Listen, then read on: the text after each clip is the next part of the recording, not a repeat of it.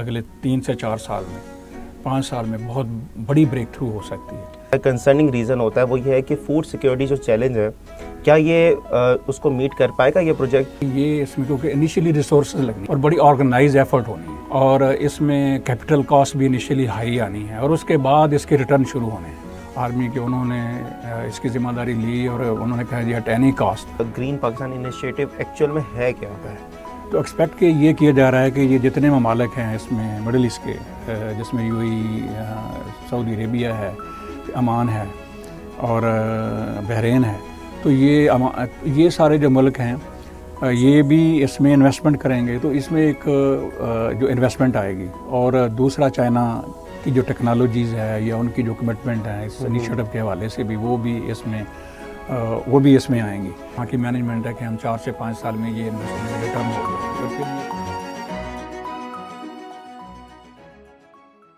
अस्सलाम वालेकुम, एग्रीकास्ट के एक और एपिसोड में आप लोग को वेलकम करते हैं। आज एक दफ़ा फिर से हम लोग मज़ीद एक इंटरेस्टिंग टॉपिक के साथ आपकी खिदमत में हाजिर हुए हैं। आज इस टॉपिक पे हम लोग बात करना चाह रहे हैं, काफ़ी हॉट टॉपिक है इस टाइम पाकिस्तान की अगर मैं बात करूं, और स्पेशली अगर मैं एग्रीकल्चर सेक्टर की बात करूं तो काफ़ी ज़्यादा बातचीत इस पे हुई जा रही है। तो टॉपिक आज का है ग्रीन पाकिस्तान इनिशिएटिव, और इसके साथ साथ क्या वो पाकिस्तान के जो फूड सिक्योरिटी चैलेंजेस हैं, क्या हम इस प्रोजेक्ट या इस इनिशिएटिव के थ्रू उन ऑब्जेक्टिव्स को क्या हम अचीव कर पाएंगे, इससे लोकल फार्मर को क्या फ़ायदा होगा, पाकिस्तान की जो एग्रीकल्चर इंडस्ट्री है वो क्या उसके जो चैलेंजेस हैं वो इससे मीट कर पाएंगे, और क्या पाकिस्तान खुद मुख्तार दोबारा से हो पाएगा एग्रीकल्चर में। तो इसी सब टॉपिक्स को दोबारा से हम लोगों ने डिस्कस करने के लिए आज अपने प्रोग्राम में डॉक्टर अजीम साहब को बुलाया है। काफ़ी उनकी खिदमात रही हैं एग्रीकल्चर सेक्टर में भी, और इसके साथ साथ वो PARC के चेयरमैन भी रहे हैं, और अब जो है वो कॉनकेव एग्री के साथ भी अपने खिदमात सर अंजाम दे रहे हैं। तो वेलकम करते हैं डॉक्टर अजीम को। डॉक्टर साहब अस्सलाम वालेकुम। वालेकुम अस्सलाम। डॉक्टर साहब, सबसे पहले तो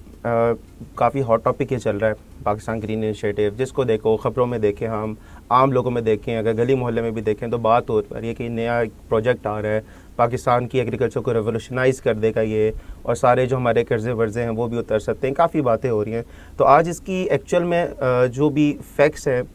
या इस प्रोजेक्ट ये क्या है, लोग आम ऑडियंस जानना चाहती है कि ये प्रोजेक्ट है क्या और इससे क्या फ़ायदा होगा, और जो मेन हम लोगों का जो सबसे ज़्यादा जो होता है कंसर्निंग रीज़न होता है वो ये है कि फूड सिक्योरिटी जो चैलेंज है, क्या ये उसको मीट कर पाएगा ये प्रोजेक्ट। तो ऑडियंस को अगर आप इस चीज़ के बारे में थोड़ा सा ब्रीफ कर दें। जी, thank you very much Areeb. वाक़तन ये एक बहुत अहम एक इनिशिएटिव है जो नेशनल लेवल पे लिया गया है, और इसमें हमारी गवर्नमेंट और उसके अलावा जो इसमें आर्मी की इन्वॉल्वमेंट है एज एन इंस्टीट्यूशन, वो भी वो सुनाई दे रहा है, और वो इस वक्त तक जो प्रोसीडिंग हुई हैं वो नज़र भी आ रहा है कि इसको एक बड़ा हाईएस्ट लेवल पे इस इनिशिएटिव को जो है वो शुरू किया गया है। तो अगर मैं इसकी बैकग्राउंड में जाऊं तो ये कोई ऐसी चीज़ नहीं है कि जो एकदम से ज़हन में आई और हो गई, या इसकी कोई पहले इन टॉपिक पे या इस रिसोर्स बेस, जिस रिसोर्स बेस के हवाले से ये सारी प्लानिंग हुई है और जिसकी इम्प्लीमेंटेशन जो है वो शुरू हो चुकी है, जिसकी अभी तक 3 स्टेजेस जो हैं ये तकरीबन पिछले 1 महीने सवा महीने में वो कवर हुई हैं जी। तो ये जो रिसोर्स बेस अवेलेबल पाकिस्तान में था ये वेल डॉक्यूमेंटेड है। मैं बड़ी ज़िम्मेदारी से ये बात कर रहा हूँ क्योंकि मैं चेयरमैन PARC भी रहा हूँ और मैं प्लानिंग कमीशन में एज ए मेंबर भी मैंने सर्व किया है, और इससे पहले मैं director general NARC federal system में भी मैंने सर्व किया है। तो इसके अलावा जो मेरी ख़ास तौर पे इस हवाले से जो मेरी अपनी अंडरस्टैंडिंग है वो ये है कि थ्रू आउट तकरीबन 10 साल जो लास्ट 11-12 से लेकर ऑनवर्ड हाईएस्ट लेवल पे जितनी प्लानिंग्स हुई हैं, जो भी पॉलिटिकल दौर गुजरे हैं उसमें जो भी एग्रीकल्चर सेक्टर या फूड सिक्योरिटी या इवन 12 ईयर प्लान में भी मेरी वर्किंग है, बड़ी क्लोज वर्किंग है, और मैं फोकल पर्सन रहा हूँ। तो कई सारे इनिशिएटिव एक्सपेंडिंग एग्रीकल्चर बेस के हवाले से भी प्लान किए गए नेशनल लेवल पे, वो 2013 के बाद, उसके जो भी प्लान बने थे उसमें भी मैंने as a focal person contribute किया था। ये एक था कि जी ये जो रिसोर्स बेस अवेलेबल है नेचुरल, और ये कल्चरेबल वेस्ट है, इस कैटेगरी की ये ज़मीन है जो 9 मिलियन हेक्टेयर है, ये 22 मिलियन एकड़ है। तो उसके लिए ये था कि इसको जो है इसको भी मेन स्ट्रीम किया जाए। लेकिन इसका इशू यही था कि ये जो ऐसा मनसूबा बनाया जाए कि ये इसमें, क्योंकि इनिशियली रिसोर्स लगनी है और बड़ी ऑर्गेनाइज एफर्ट होनी है, और इसमें जो है मशीनरी भी यूज़ होनी है ह्यूज, और इसमें कैपिटल कॉस्ट भी इनिशियली हाई आनी है, और उसके बाद इसके रिटर्न शुरू होने हैं। और फिर ये है कि ये चूँकि मार्जिनल लैंड्स हैं तो इनमें मतलब है कि जो भी इंटरवेंशन हो वो इस तरह की हों कि वो सस्टेनेबल भी रहे। ये नहीं कि जी हम अगर पानी वहाँ कोई अवेलेबल है तो उसको हम इन फ्यू ईयर्स हम एग्जॉस्ट कर दें। तो बड़ी इसकी एक कम्प्रीहेंसिव प्लानिंग चाहिए। ये नहीं कि जी आप 1, 2, 4, 5 साल के लिए इसको आबाद करके ज़मीन को, और फिर उसके बाद जो है ये फिर दोबारा से ये बंजर हो जाए ज़मीनें। तो इसकी एक बड़ी कम्प्रीहेंसिव प्लानिंग के साथ अगर चलेंगे और पूरा डेटाबेस एक डेवलप करेंगे, तो मैं इस इनिशिएटिव में जो पर्टिकुलरली इसकी जो जैसे मैंने स्टार्ट में बात की कि अभी जो इसमें जो भी हमारे अदारे हैं आर्मी के, उन्होंने इसकी ज़िम्मेदारी ली और उन्होंने कहा जी एट एनी कास्ट, और ये ज़रूरी भी है, क्योंकि अगर हमारा इंपोर्ट बिल जो तकरीबन इस वक्त 9-10 बिलियन के करीब हम जो फूड है वो इंपोर्ट कर रहे हैं, तो अगर ये जो है हमने इसको ना प्लान किया तो बड़ा क्लियर है कि जो हमारी नेक्सस फूड अवेलेबिलिटी की है, पहला जो पिलर है, फिर है फूड एक्सेस, सेकंड यानी फाइनेंशियली आप इकोनॉमिक एक्सेस, तो वो एक अनदर इशू है। उसमें फिर ये है कि आप कितनी एम्प्लॉयमेंट जनरेट करते हैं, फिर ये है कि जो लोग जो हैव और हैव नॉट, अब जिन लोगों ने फूड परचेज़ करना है, तो एक तो ये है कि जब अवेलेबिलिटी बढ़ेगी तो फूड रिलेटिवली चीपर अवेलेबल होगा। अगर वो फूड अवेलेबिलिटी स्केर्स होगी, कम होगी, तो फूड प्राइसेस आपको इंपोर्ट करना पड़ेगा इंटरनेशनल प्राइसेस पे। डॉलर वैसे हमारा जैसे इंक्रीज़ हो रहा है तो ये अफोर्डेबल नहीं होगा। तो अफोर्डेबिलिटी का जो इशू है, जो परचेजिंग पावर है, जो आम जो हमारा शहरी है, वो जो है वो इतनी हाई नहीं है कि जो वो महंगा फ्रूट जो है वो फूड खरीद सके। सेकंड एक्सेस ये थे, फिर ये इसकी स्टेबिलिटी है, और एक यूटिलाइजेशन है, यूटिलाइजेशन हेल्थ के हवाले से, क्वालिटी ऑफ फूड। तो ये सारे इश्यूज चैलेंजेस की सस्टेनेबल वे में हमने प्रोड्यूस कैसे करना है, जबकि उसकी अहमियत बहुत वाज़ेह है कि जबकि क्लाइमेट चेंज के नेक्सस जो हैं। तो ये खुशहाल इनिशिएटिव है। इसमें जो मेरा ख्याल आगे जो हमारा कंसर्न है वो ये है कि जी मतलब एक तो है ना कि ये तो बैकग्राउंड होगी ना, तो इसमें इस जो रेलेवेंस है इस इनिशिएटिव की वो की, लेकिन ये कि होगा कैसे, तो वो एक अगला सवाल है जो बनता है। बिल्कुल। अच्छा डॉक्टर साहब, एक अगर थोड़ा सा मैं कहूँ कि अगर आप मुख्तस करके इस प्रोजेक्ट को दोबारा से एक समझा दें कि एक आम, आप कह लें कि एक आम पाकिस्तानी को अगर उसने समझना हो कि ये ग्रीन पाकिस्तान इनिशिएटिव एक्चुअल में है क्या। जी, तो देख रहे हैं, ये मैंने बैकग्राउंड बताई कि इस बैकग्राउंड से ये जो इनिशिएटिव लिया गया उसकी ये रेलेवेंस है। अब ये है क्या, जैसे मैंने पहले जिक्र किया कि इसकी अभी इन्होंने इस वक्त तक हमारे सामने जो है 3 तरह की इंफॉर्मेशन आई है। वो मैं ये नहीं कह सकता कि हमें 100% जो है हमारी कमांड है कि जी इसमें आने वाले वक्त में मरहलावार क्या क्या स्टेप्स लिए जाएंगे,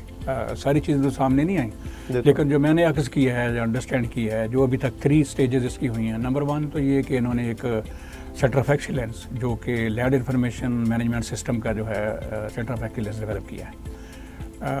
ये इफ्ताह किया कुछ अर्सा पहले। और सेकंड फिर इन्होंने जो एक और इनिशिएटिव था कि ये करने के बाद अभी उसका जो फंडों का जो अभी इन्होंने जो अभी उसका जो पहला आप कह लें कि एक फ्लैगशिप प्रोग्राम,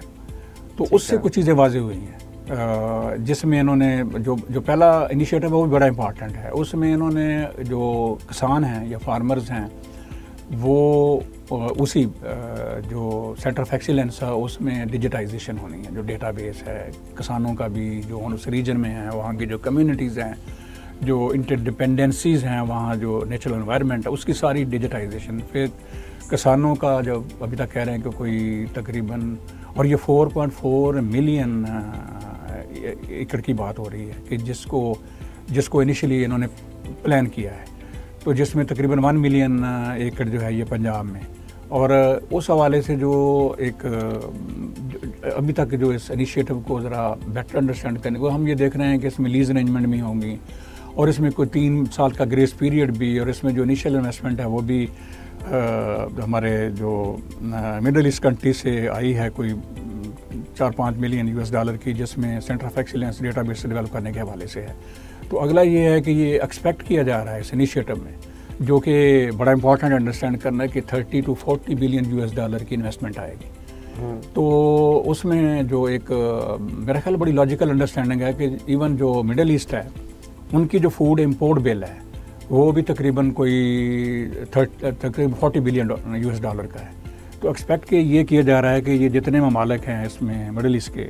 जिसमें UAE, सऊदी अरेबिया है, अमान है और बहरीन है, तो ये सारे जो मुल्क हैं ये भी इसमें इन्वेस्टमेंट करेंगे। तो इसमें एक जो इन्वेस्टमेंट आएगी, और दूसरा चाइना की जो टेक्नोलॉजीज़ है या उनकी जो कमिटमेंट है इस इनिशिएटिव के हवाले से भी वो भी इसमें आएंगी। तो इसका जो मेन है कि ये कॉर्पोरेट एग्रीकल्चर पे फोकस कर रहा है इनिशियली। तो इसमें जो पहला मॉडल जिसका इफ्तिताह अभी हाल ही में 3-4 दिन पहले किया गया है वहाँ खानेवाल में, तो फांग्रो के हवाले से, तो वो सब्सिडरी है हमारी जो आप कह लें कि फौजी फाउंडेशन की जो है। अच्छा। तो उस पे ये इनिशिएटिव एक लिया गया है। तो वहाँ तकरीबन 2250 एकड़ पे ये मॉडल, तो उसमें जो उनकी डॉक्यूमेंट्रीज और जो वहाँ जो ख्यालात जो किसानों, क्योंकि वहाँ जो इस के मौके पे मुख्तलिफ पार्टनर्स, स्टेक होल्डर वहाँ मौजूद थे, तो वहाँ जो बात की गई उनके साथ और जो डॉक्यूमेंट्रीज वहाँ से रिलीज़ की गई हैं उस इनिशिएटिव के हवाले से, वो बड़ी हौसला अफजा है। उसमें उन्होंने ये जो नज़र भी आ रहा है कि उसमें कॉर्पोरेट एग्रीकल्चर का कॉन्सेप्ट, उसके तहत वहाँ हैवी मशीनरी यूज़ की गई है, मतलब उसके 2250 एकड़ के ऊपर, और पिवटल जो सेंट्रल पिवट इरीगेशन सिस्टम्स हैं जो हाई एफिशिएंसी इरीगेशन सिस्टम को प्रमोट करते हैं ताकि रिसोर्सेज को एफिशिएंटली यूज़ किया जाए। और जो क्रॉप्स कम्बिनेशन वहाँ नज़र आ रहा है वो भी मुख्तलिफ फसलें जिसमें मेज़ भी है, और तो थोड़ी सी रिफ्लेक्शन ये भी आई है कि मे भी उन्होंने वहाँ प्रोग्रेसिव ग्रोथ से भी ज़्यादा प्रोडक्शन ली है because of the use of जो है एक inputs, balance use of inputs, high level of management, उसमें ड्रोन का इस्तेमाल भी है, जो भी इस वक्त IT की जो इस वक्त उस हवाले से जो पैकेजेस अवेलेबल हैं प्रोडक्शन के, उनको भी यूज़ किया गया है।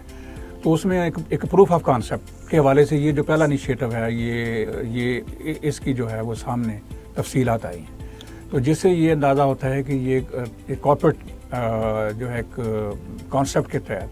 जिसमें बिग मशीनरी और बिग इन्वेस्टमेंट, इनिशियल इन्वेस्टमेंट होंगी, जिससे ये उनका ख्याल है कि जो उस वहाँ की मैनेजमेंट है कि हम 4 से 5 साल में ये इन्वेस्टमेंट रिटर्न हो जाएगी और फिर ये जो मॉडल है ये सेल्फ सस्टेनिंग हो जाएगी या प्रॉफिटेबल हो जाएगा। तो ये एक इनिशियल है।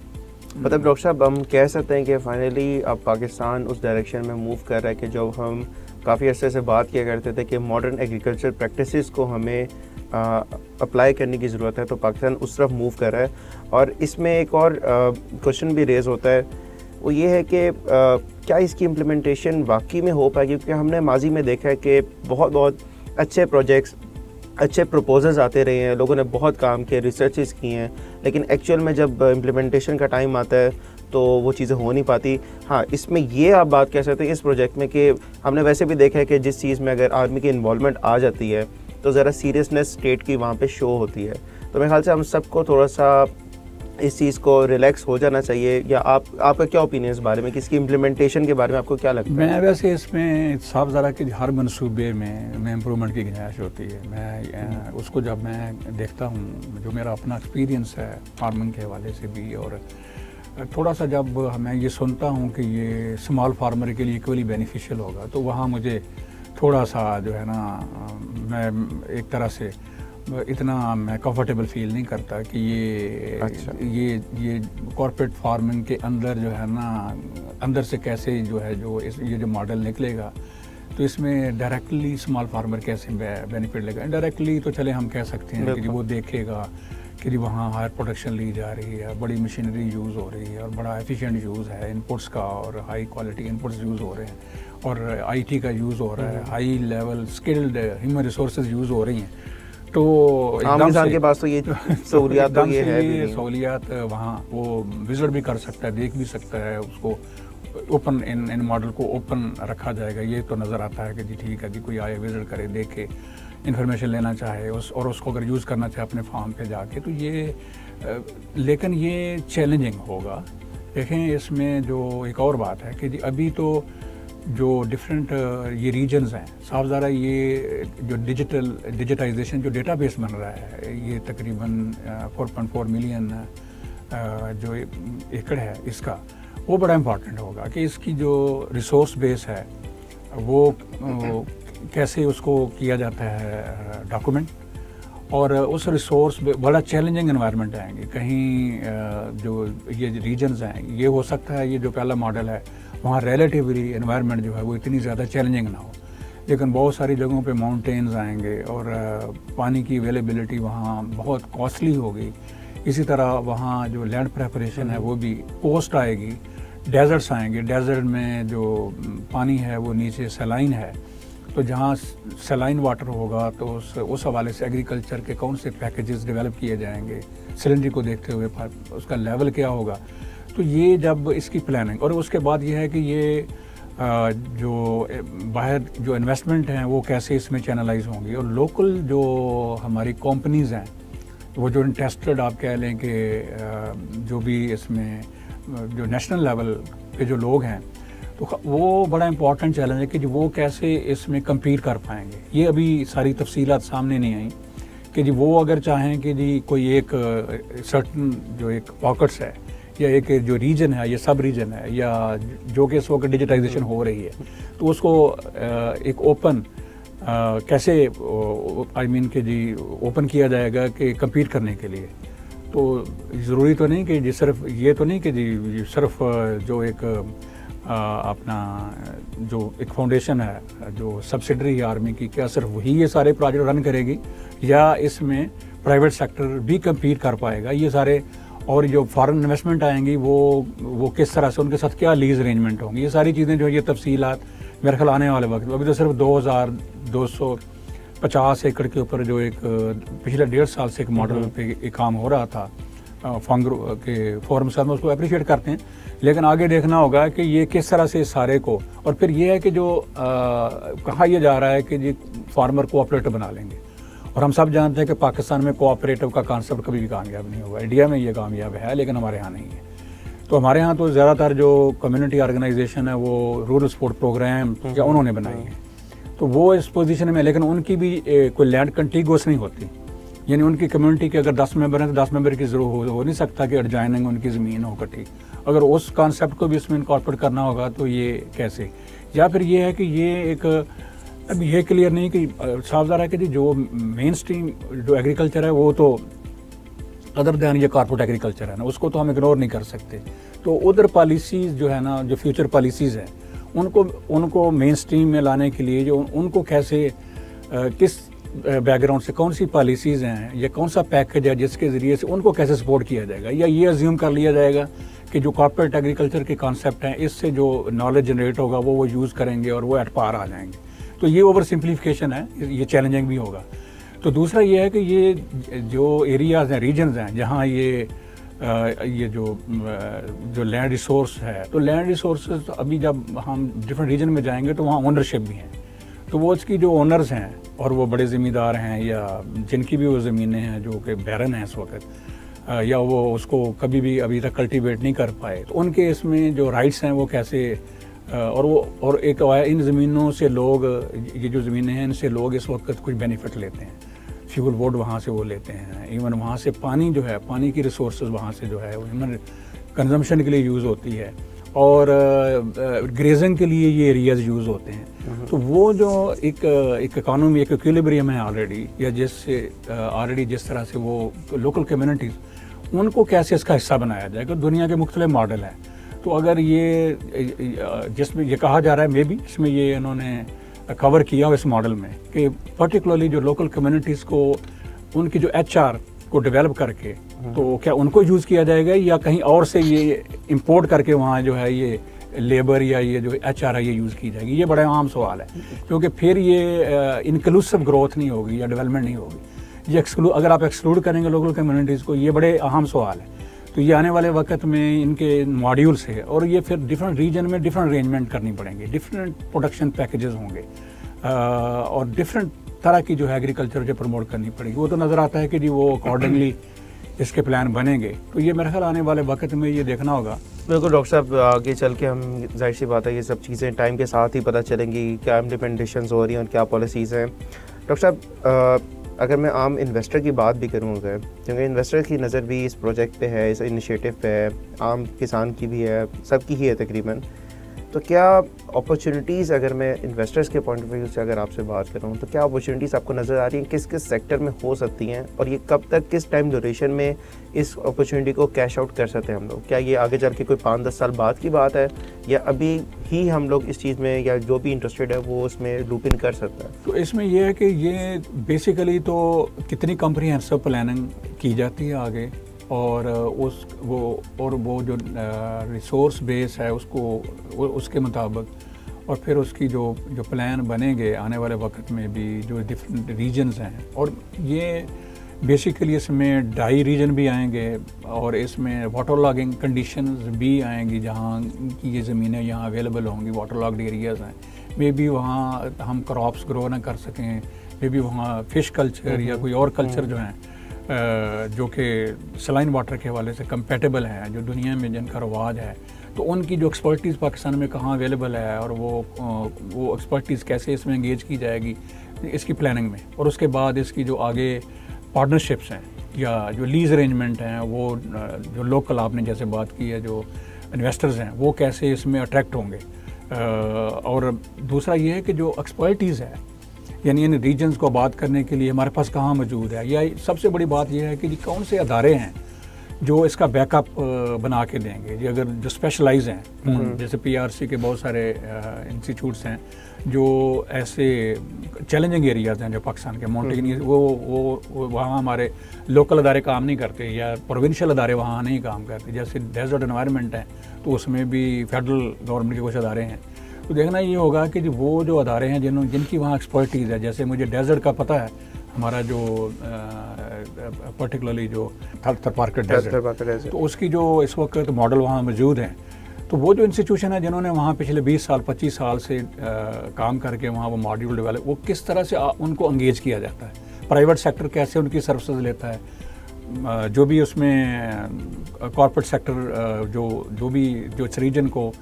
कि जो भी वो जिम्मेदारी लेगा, उससे पहले वहाँ की एक्सपर्टीज़ डेवलप करने के लिए या वो जो नॉलेज बेस का उसको मेन स्ट्रीम करने के लिए, क्योंकि नॉलेज तो डेवलप हुआ है। सिमिलरली इधर DI खान में का जो एरिया, वहाँ भी तकरीबन जो बड़ी वहाँ लैंड मास बहुत ज़्यादा DI खान के करीबी मौजूद है, तो उसको जो है आने वाले वक्त, अभी तो ये पंजाब इनिशियली जो पंजाब रिलेटेड जो है ना ये इनिशिएटिव लिए गए हैं, तो जब ये क्रॉस प्रोविंसेस और फिर डिफरेंट प्रोडक्ट इकोलॉजीज़ को जब देखेंगे और वहाँ जो एक्सपर्टीज़ अवेलेबल है, लोकल नॉलेज है जो कि ट्राइड एंड टेस्टेड है, वैलिडेटेड है स्मॉल स्केल, फिर उसको स्केल अप करने के लिए, फिर उसके बाद जो ह्यूमन रिसोर्सेज डेवलपमेंट, और तो उसमें जो कॉर्पोरेट सेक्टर जो है, जो लोग होंगे जो वहाँ इम्प्लीमेंट करेंगे, इन्वेस्टमेंट करेंगे, वो इन्वेस्टर लोकल सपोर्ट कैसे लेगा और वहाँ लोकल लोगों को कैसे उस लेवल पर ट्रेन करके, और नेशनल एक्सपर्टीज़, इंटरनेशनल एक्सपर्टीज़ और टेक्नोलॉजिकल पैकेज जो वेरी करेंगे, कहीं हाई वैल्यू क्रॉप आएंगे, हॉर्टिकल्चर का पोटेंशियल होगा, कहीं लाइफ स्टॉक का पोटेंशियल होगा, कहीं जो है ये फिशरीज़ का पोटेंशियल होगा। ये सारे रीजन एक जैसे नहीं है, कोई कोस्टल पे बहुत एरिया मौजूद है पाकिस्तान का, 1200-1300 किलोमीटर की कोस्ट लाइन है, तो वहाँ फ़र्ज़ करें कि जी जो पोटेंशियल है वहाँ, क्योंकि पाकिस्तान आलम में जब तक हम पाम ऑयल पे नहीं जाएंगे, और पाम ऑयल के एक्सपेरिमेंट भी कामयाबी से हुए हैं कोस्ट के ऊपर, पार्शली सिंध में है, पार्टली ज़्यादा हिस्सा उसका बलूचिस्तान में है, तो वो एक बहुत बड़ा रेवोल्यूशन पाकिस्तान में आ सकता है। तो ये होगा कि वो उसकी एक्सपर्टीज पाकिस्तान में मौजूद नहीं है, थोड़ी बहुत काम हुआ है, लेकिन उसकी मेनली इंडोनेशिया और प्रीवियसली हमारी कुछ डेवलप उनके साथ चलती भी रही हैं, तो क्या इंडोनेशिया से कुछ कंपनीज़ को इनवाइट किया जाएगा या वो इसमें एज ए पार्टनर आ सकती हैं। तो जो पाम ऑयल का जो है एक मतलब एडिबल ऑयल के हवाले से, तो जो कोस्टल एरिया की जो कंपेटेबिलिटी है, तो ये मैं एक मिसाल दे रहा हूँ कि इस तरह तो गिलगित बल्तिस्तान में चूँकि लैंड टेरेसेस हैं, तो वो तो माउंटेन्स तक पानी का लेके जाना एरिया, तो वो हाईली उनमें वो जो माउंटेन्स हैं वो उनके लिए वहाँ ऑलिव प्रोड्यूस करना हो या चेरी हो या इस तरह के जो हमारे डिसीडुअस फ्रूट्स हैं उनके जो डिफरेंट आल्टीट्यूड्स हैं, तो उसकी ऑल टुगेदर एक ऑलरेडी कुछ एक्सपर्टीज़ वहाँ मौजूद है कि एक अफाद ने एक वहाँ प्रोजेक्ट लैंड डेवलपमेंट का कभी किया है। तो वो किस तरह से, अब ये मैं बताने का मकसद ये है कि जो हमारा प्राइवेट सेक्टर लोकली है वो कैसे डिफरेंट रीजन को कैसे प्लान करता है, ये देखने की चीज़ें हैं कि वो कैसे प्लान करता है, वो एक्सपर्टीज़ कैसे एक्वायर करता है, पब्लिक सेक्टर इंस्टीट्यूशन से कैसे वो मैन पावर ट्रेंड करवाता है, और फिर ये है कि इंटरनेशनल जो सॉल्यूशंस अवेलेबल हैं उनको वो कैसे